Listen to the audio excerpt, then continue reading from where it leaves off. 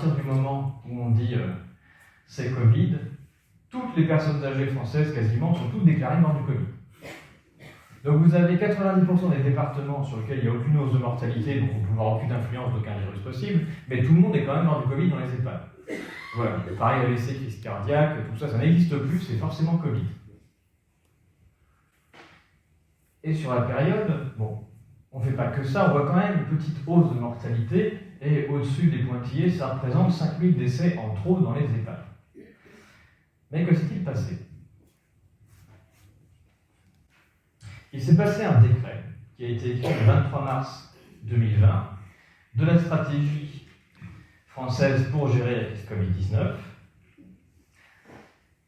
et des ordres qui ont été fournis un peu partout, à partir des ARS dans les hôpitaux et dans les maisons de retraite, disant Covid-19, c'est une maladie qui est insoignable, il n'existe aucun traitement, ces symptômes, comme je disais, c'est pas tous les symptômes d'une maladie habituelle, et comme il n'existe aucun traitement, la seule chose qu'on peut faire pour aider les gens, c'est de les accompagner vers du palliatif. La France n'est pas le seul pays à faire ça. C'est fait par un gros tas de pays, notamment les anglo-saxons. La molécule palliative utilisée pour faire ça, notamment chez les Anglais, c'est le midazolam. Sur cette période en Angleterre, on voit une explosion du midazolam, pile au moment où il y a des décès. Les Anglais et les Américains utilisent tellement de midazolam qu'ils font la razzia sur les stocks mondiaux. Il n'y a plus de midazolam en France, vous retrouvez les articles. Et donc c'est là que le 28 mars, on passe un décret en urgence, après le décret Rivotril, qui dit que hors AMM, vu qu'il n'y a plus de midazolam, on peut utiliser du Rivotril. Le midazolam est distribué par les hôpitaux. Et donc, c'est caché son utilisation, parce qu'il n'y a aucune statistique qui est publique sur les médicaments utilisés par les hôpitaux. Mais le Rivotril injectable, il est fourni par les pharmacies de ville. Et donc, on peut récupérer les statistiques de Rivotril injectable sur Internet, dans les données de la Sécu. Voici la consommation du Rivotril injectable en France.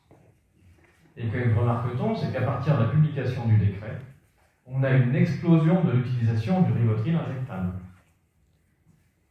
en France. Et d'ailleurs, on remarque qu'une fois qu'on a pris l'habitude, on ne s'est pas trop arrêté. C'est pareil pour le midazolam chez les Anglais. Mais donc, c'est pile pendant que l'on injecte du Rivotril qu'on a cette hausse de mortalité. On sait qu'il faut à peu près, c'était la consigne, pour accompagner un décès, il faut 2 ampoules. Ce sont des boîtes de 6. Donc on peut avoir 3 accompagnements de décès par boîte. Et donc on peut calculer le nombre de décès accompagnés par la vente de toutes ces ampoules de Rivotril. 5000. La surmortalité sur la période de 5000 personnes en EHPAD correspond très exactement à la quantité de Rivotril qui a été utilisée dans la population. De manière parfaite. Je ne mets pas la molécule en... Je ne pense pas que ce soit la molécule qui fasse quelque chose de différent. Ce qui compte, c'est la stratégie. On aurait mis du midazolam, ça aurait été pareil, sauf qu'on aurait pu compter. Ce qui compte, c'est de dire la stratégie. C'est-à-dire qu'auparavant, on a tout le temps des personnes âgées dans les EHPAD qui peuvent tomber malades, sauf que jusqu'ici, on les envoie vers un médecin qui va les traiter. Donc il y en a qui n'y arrivent pas, c'est un certain nombre de morts chaque jour. Et là, vous dites quoi? Toute personne âgée qui tombe malade, vous ne l'envoyez pas vers un médecin, vous lui faites une double injection de palliatif. Et derrière, vous vous étonnez qu'il y ait une courbe de mortalité qui augmente. Ce qui me paraît complètement naturel. Donc ça n'a rien à voir avec un virus, ça a à voir avec une panique et une décision administrative de ne pas soigner les gens et de les emmener vers du palliatif. Je dis palliatif et je vais me corriger parce que ce n'était pas du palliatif. Le palliatif, c'est une décision collégiale et interdisciplinaire de médecins, donc de différentes disciplines, qui se réunissent sur le cas d'un patient et qui décident collectivement que le patient, on ne peut pas améliorer son état. Dans ce cas, on prévient le patient, sa famille, qu'on va arrêter les traitements parce que ça ne sert à rien et qu'à la place, on va diminuer les souffrances en palliatif. Ce qui s'est passé sur cette période, c'est pas ça du tout.